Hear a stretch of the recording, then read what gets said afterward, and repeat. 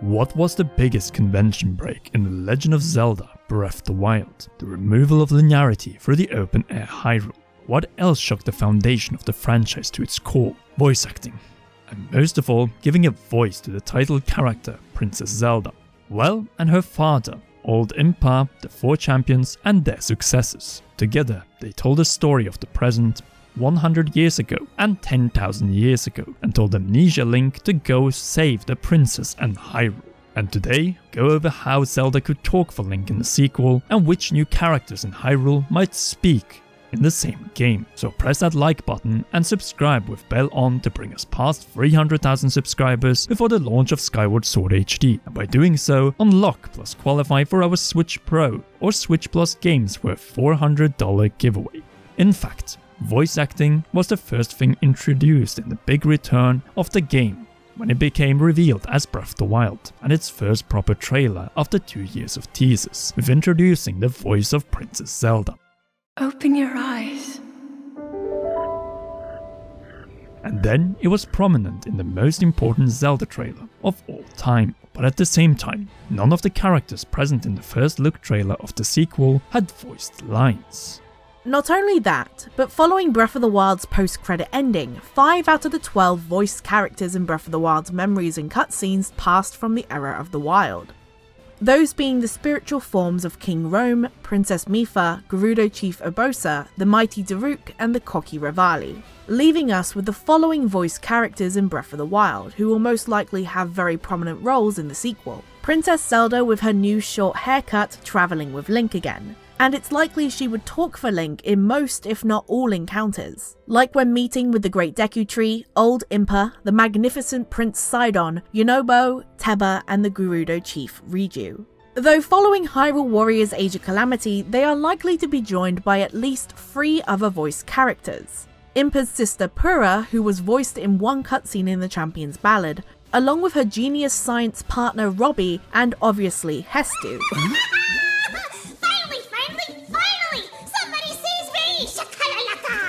Sadly for all of us, Master Koga, who had an amazing voice actor in Age of Calamity, met his end with his giant ball at the bottom of the Yiga Hall in Breath of the Wild, so we're most likely not going to hear more of this. The stupendous chief of the Yiga clan, Master Koga, is gonna kill you all to death!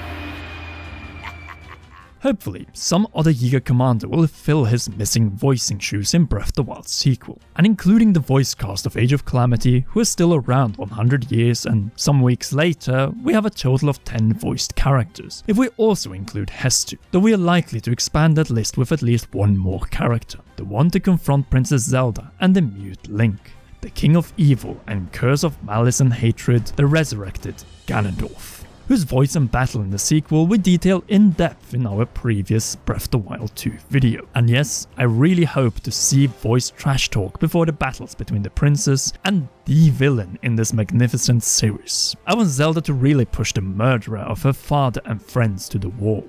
I can already see it. Zelda trash talking Ganondorf. It would be glorious and add so much humanity to her, bursting out everything in both her and Link's name. After all, Link is more likely to talk through the Master Sword and Green Hand, while Zelda sends the spoken insults to their enemies. But which characters outside of Princess Zelda, the successors to the deceased champions, the Sheikah squad, and the inhabitants of the forest could be voiced in the sequel, specifically as plot-driving characters and with their own pre-rendered cutscenes? Pyre. Oh, and the Yiga, who are still after Link and once again Princess Zelda. And they definitely want to cut off more than her hair.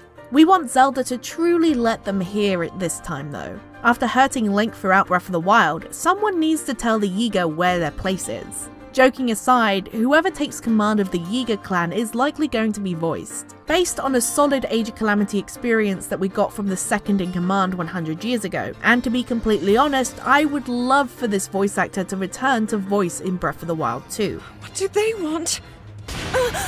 Your Highness, I bring news. It regards your impending death. Seeing that the same voice actors voiced multiple characters in Breath of the Wild, I wouldn't disclose the possibility. And having Zelda and the Age of Calamity Yiga voice actor banter again would be a dream come true.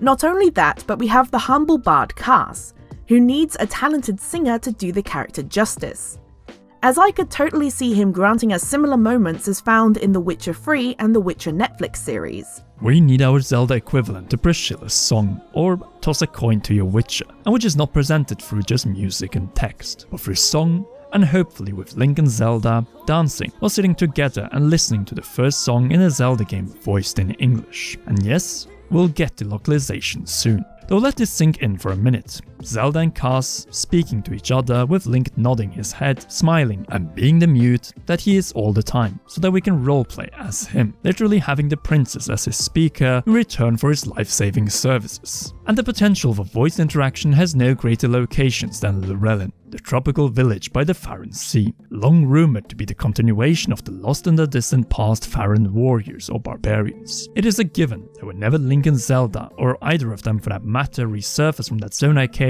they will at some point in the game end up in Lurelin. And here we wholeheartedly believe that the Overlooked province will finally get its representative, since Akala already has Robbie, but Faron still needs the voiced character to step out of the shadows. And here we have a few candidates, but as we highlighted in our past Lurelin video, only one true one, Garini, a character who only served the purpose of solving a shrine quest, but who at the same time has plenty of unused potential. If anyone in Faron will speak with Princess Zelda in Faron, then it will be him. But what would his accent be? Wait, what? Yes, accents, as Princess Zelda has a British one. And stop following me! While most other characters are North American. Though let's think of this for a second. Since what is Lurelin and its surroundings? A warm, coastal and tropical province down under, with excellent sea access and the land's greatest island, Eventide. A land down under. Obviously this person should have an Australian down under English accent. And luckily we've been able to get a hold of 2 Australians to give us a taste of how you could make the people of Lurelin sound unique from the Hylians of Hateno and most of all Princess Zelda's posh British. Let's begin with Garini, an intellectual clearly proud of his heritage found in his province, and who we will let Rob Harley voice. Oh, it's you. Your shrine's glowing today too. But why end with a handful of voiced characters who are only voiced in a few cutscenes when all of Hyrule could speak with Princess Zelda and through her with Link, I mean us, adding far more life to each stable, village and settlement. Imagine hearing Australian when approaching NPCs like Numar in Hateno Village, who we gave a voice to thanks to Aiden Plush. Huh? You haven't heard? There's a special place where they can say you can find your true love. Naturally, voicing every NPC in Hyrule will be a challenge for localization, as it will require so many more voice actors in each language. But if Zelda Universe is able to give a solid dub to so many NPCs, then I think that the Zelda team should be able to follow suit, which by all means is industry standard for open world games at this point, and a way of making your world even more believable when interacting with it. Zelda already has the physics engine, but for good and believable storytelling, still needs to extend its selection of voiced characters in the world surrounding us. After all, Hyrule is supposed to mirror many cultures of our own world, like medieval European, feudal Japanese, and Arabic through its human-like characters, and even more diversity through races like the Zora, Gorons, Rito, and Koroks. So many possibilities presented by giving each individual we encounter voice lines. An inclusion that, much like proper dungeons, greater enemies, and boss variety, would set the sequel positively apart from the original, and grant Zelda the final tool missing to tell an engaging and most of all complete story that continues in the open air beyond pre-rendered voice cutscenes. The opportunity is there, and much like Zelda for the first time in Breath of the Wild said, Take it. This opportunity is there for the taking, and could be what elevates Breath of the Wild's sequel to the level that we have slowly been building up to through Breath of the Wild's few and Age of Calamity's complete voice cutscenes. Sooner or later, this historic franchise will have to catch up with the industry standards, where it's common in the 2020s to give most NPCs voice lines, and in the main gaming languages of the world: Japanese, English, Spanish, Mandarin, French, German, and Russian.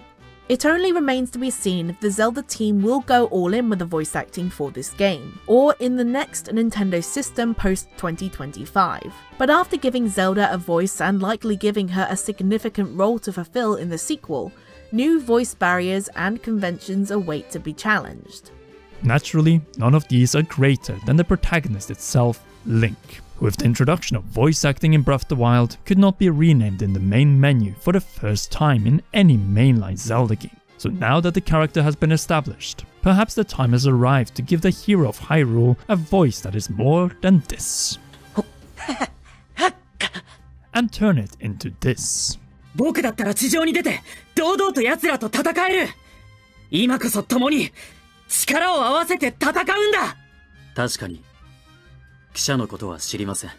Link's voice in Japanese is amazing. The only question is whether the Zelda team will dare to use it, even if it is for the final lines in the entire game. After all, breaking this convention of the mute protagonist in video games would change gaming forever, and also break the illusion of us being Link in all kinds of situations. What is even more frightening though is that it would require him to be voiced in many different languages, including the minefield that is giving Link an English voice in this installment. We're not sure if the Zelda team is ready to thread that path yet. But what do you think about the voice acting situation in Breath of the Wild sequel? Will Zelda speak for Link throughout the game? Or maybe Link might do some talking himself? And to how many voiced characters? Sound off in the comment section down below. And if you haven't already, be sure to leave a like on this video and share it so that more people can watch it. Subscribe to the Commonwealth Realm and press that notification bell to be among the eligible to enter our great Switch giveaway after surpassing 300k subscribers. Finally, as always, a big thanks goes to Super Zelda Girl for joining me in this video, and also to Rob Harley and Aiden Plush, and to our patreon.com/CommonRealm patrons, and in particular our royal producer Charles Shash. You rock, and please enjoy